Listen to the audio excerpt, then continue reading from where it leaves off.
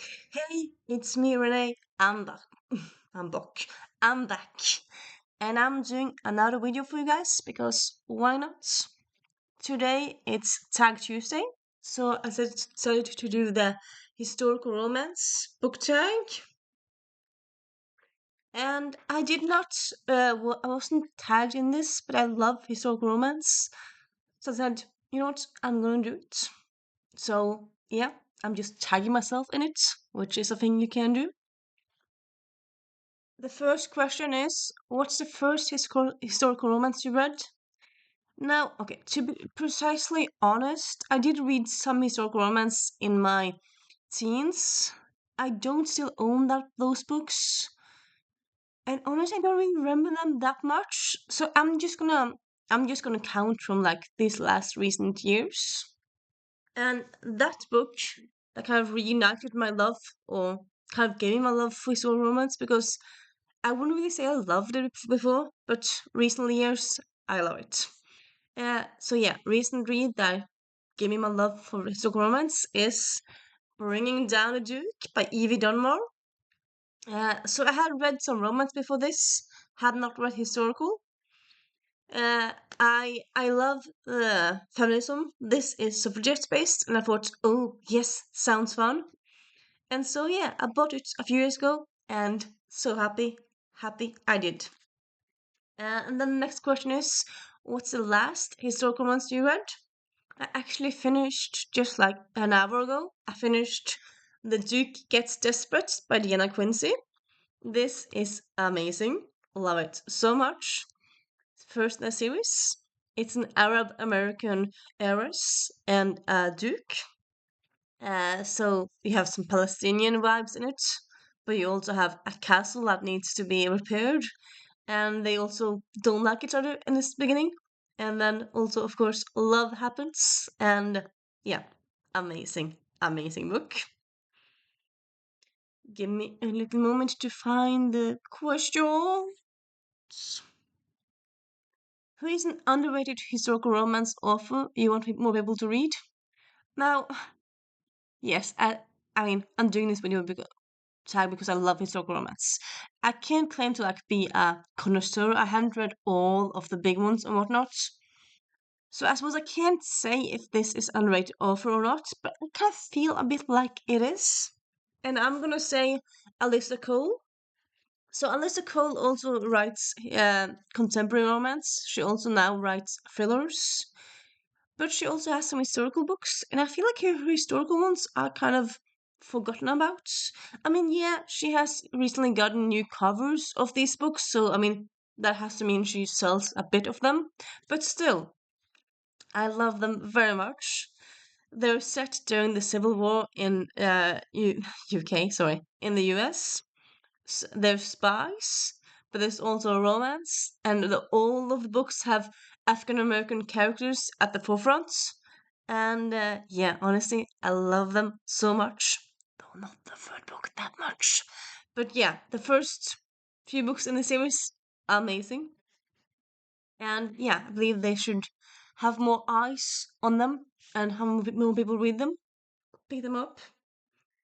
Then we have, what's a historical romance you would recommend people who don't read the genre usually? Honestly, I don't really like questions like this. Like, what's the book that you would recommend people? I feel like people are different. Some people like something, some people like different stuff. Like, I would say, if you like feminism, I would say Bringing Down a Duke is a good place to start because it's feminism, but it's also love and romance. So do that one. If you like if you like things that aren't just white, then do the Duke Gets Desperate because it's an Arab American heiress, so it's not completely white in all of this universe. If you like people traveling and different locations, I would say A Caribbean Heiress in Paris. It's in Paris, it's in London, it's in Scotland, it's on a boat, lots of different locations. So yeah, I would say it depends on who you are really. There's so many places to start.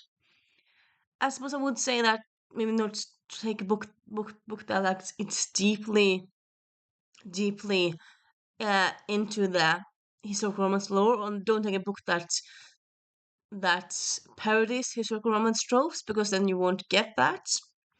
But I also feel like historical romances often they're like mostly romance focused and historical and stuff like, yes, I am a captain in a brigade and I'm gonna down to war and you have to know all the people who died in this war battle.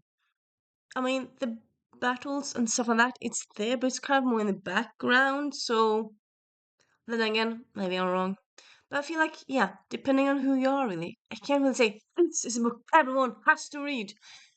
Because honestly, there's not really a book that everyone will love. So I feel like that's a bad question to have anyway. Or, yeah, I suppose maybe if I found like an anthology of like different, because that could work, because then you have different books, but yeah. Blah, blah, blah, blah, blah. What is your favorite historical romance of all time? Now, that's a difficult question to ask. I mean, honestly, there could be so many answers here. Um, but I'm gonna go with A Caribbean Heiress in Paris by Adriana. Well, I was about to say Alex. Adriana Herrera. I suppose I have a specific love for this book because the heroine is from Latin America. She's African.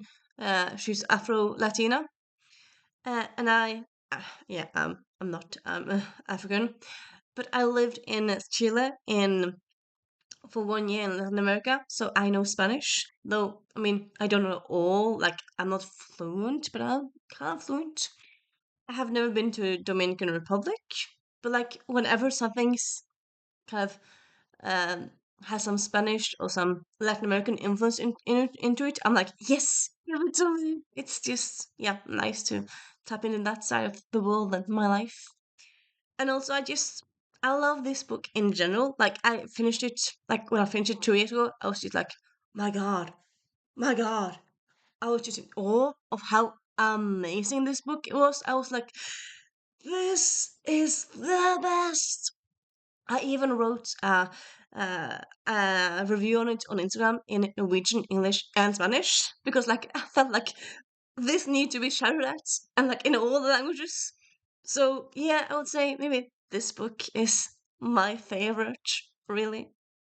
So yeah, A Caribbean Heiress in Paris, highly recommend it. And then we have. Do you prefer new or old school historical romance? So yeah, honestly, I haven't really read that much old school. I've read some Harlequin, but not really that much. So I suppose new. And also, I kind of like romances that have kind of that kind of have different like. It's not just normal guy can't find love meets normal girl, and they can't find love and then find love together. I feel like I always love it when there's something extra. When one of them is like when one of them is has something extra, if one of them is not British, or if one of them is lesbian, well, one of them can be lesbian, or if they're bisexual, if it's something different. If it's just kind of two people falling in love, it's kind of like, why would I care? So yeah, books where there's something extra somehow. And I mean, here you have a Scots and a Latin American, so there's extra elements there, and yeah. Yeah. So, yeah. Then we have. What's your favorite historical romance tropes? Honestly, I don't really have a favorite trope. I love all the tropes. I'm not really into enemies to lovers, but I still read that like when it happens. I'm not like against it. My favorite trope. I would say a favorite trope is like in general. I like friends to lovers, but that's in general in romance. So yeah, I don't really have a favorite. Sorry. Also, maybe thinking maybe I'll give me a moment. No, no, it's fine. No, no worries. Just a little side note. Yeah. What's your favorite historical romance settings? Honestly, I kind of like it. I said when it's set something different. So when it's not set in London, well, I feel like maybe a lot of these books aren't set in London, but like when it's set in Scotland, when it's set in Ireland, when it's set in Paris. I mean, the beginning of this set is set in the World Fair in Paris, so that's just extra fun for me at least. When it's set in the US, I love that. So I suppose, yeah, in general, when it's set outside the standard places, when it's set something somewhere different that's not often used, I do enjoy that. So yeah, not like a specific place, but like, yeah, outside the standard historical, like when it's not just in the city, but like when it's in different castles or in different countries. And yeah, I don't really have that specific favorite, just different places, really. What is the oldest historical romance you own? What's the oldest one I own? I mean, I bought some books used. I suppose that could be one of them, but I would say maybe, except that, I would maybe say A Hope Divided, because I got this like early in my romance journey. I read first I read Elsa Cole's contemporary reads, and then I wanted to buy more by her. I've had this for 5 years, I believe. When it came out? It came out in 17. Yeah, I've had it for like maybe can maybe bought it in 2017, 18, around then. But yeah, so I would say maybe this one. Hard to say, but I think it might be that one. Well, then we have. Oh, what is your favorite step back you own? I don't have that many step backs. I mean, this one is one of my newest books. It's not a step back. Um, it's not a step back. I just got this one, so that has a step back. So that's cool. But yeah, I don't have that many step backs, so I wouldn't really say I have that many step backs to highlight, really. So yeah, blah blah blah blah. What historical romance release are you looking forward to? So the third book in this series and this series is coming out this year, which both anticipating them. So it's Gabriella's story, and then it's Apollo and forgetting. But yeah, it's the I'm just blanking out. It's the Doctor's story. So yeah, looking forward to that very much. And then also we have Nyla's story, which is coming in September. It's a persuasion retelling, and yeah, as I just finished this one, I'm just excited to read more in this universe. So yeah, all of the historical books coming out, well, all of them, but yeah, at least some of them are those. Give me a moment to check it more. I feel like there's some. Oh, no, yeah. I thought there was something I. Oh, yeah. I knew there was a book there, question I have forgotten to answer. So there's also a question: historical romance author you have not read but want to. So here, I have some books that I have not read that I want to read. We have My Lord and the Spy Master, but I also heard that Joanna Byrne writes a lot of spies, but also romance, and I'm like, yes, give it to me. So yeah, I have one of her books, but want to read more of her. And then we have the bookshop Cinderella. So this one, I don't really know about this author, but like this book just looks so cool and like Cinderella retelling, and yes, so yeah. And then we have Jennifer Ashley, specifically this book, but also other books by her. If she writes good, I'm probably gonna read more by her. This is a book with an autistic main character, which, yes, gonna love that. But also, like in general, I haven't read Eva Lee, so I kind of want to check out more by her, more books by her. I have not. I have. Yeah, actually, I have a Julie London book someplace, but I haven't really not tried it. Um, yeah, I would say maybe those are kind of the books that I can think about right now. Sophie Jordan books, the authors. Sophie Jordan, yeah, there's lots of authors. I've read like the over of some authors, but I mean, there's so many authors out there. I'm just starting my historical romance journey. I've read like two or three this year, but like they were debut authors, so like the known authors, I haven't really gone into all of them. So yeah, there's lots of them really. And then we have next question. What creators do you follow for historical romance recommendations? Well, I say suppose I kind of like follow people like follow for general for like romance recommendation. So I follow, and right now I'm blacking out. God, this is embarrassing. I follow Happy for Now. So Isis over Happy for Now. She reads romance in all the different variations. I follow Crystal's Bookish Life. I mean, I follow so many people, but yeah, she's one of the people who read romance, historical romance. I follow. I mean, this is just annoying. I can picture her face. I can picture her face. But what is she called again? Give me a little moment and I have a look. She is called what? Oh, give me a little moment. I'd put the phone in a weird thingy. So give me a little moment. So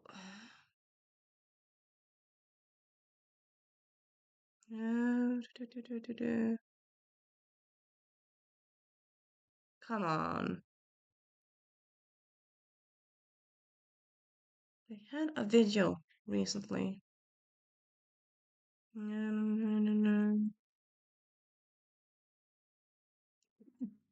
People bookish depression also reads romance. Oh, and she has uh many as a video coming out recommendations. Cool, coming today. But yeah, cool. And then we also have ATA Booktubes. I follow her, not religiously, but I follow her.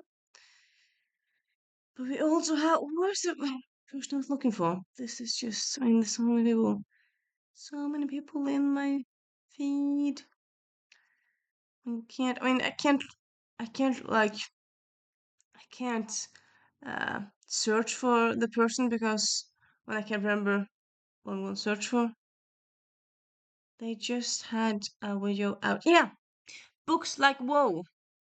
She reads romance and mystery and lots of different stuff. But yeah, one of them is romance. So yeah. But I also maybe I would say like primarily I listen to the Theatre Mates podcasts. I haven't listened to all the episodes, but I listen to a lot of their episodes. Love that podcast. And yeah, they do general romance, but also often talk about historical romances. So yeah, that podcast I very much enjoy and get lots of recommendations from. So yeah, that's kind of where I go. And yeah, I am gonna tag people here. I am gonna tag I'm tag people. Who do I know who reads romance? Like besides people I just mentioned. Yeah. Yeah. Annalisa, I know you read some romance, so I'm gonna tag you. Uh, I'm tag Rick because I know you read some romance at least. I'm not sure if you read some historical, but I'm gonna tag you anyway. And and yeah, I'm just gonna tag you're it. If you see this and you read historical romance, you're welcome to do this. So yeah, bye.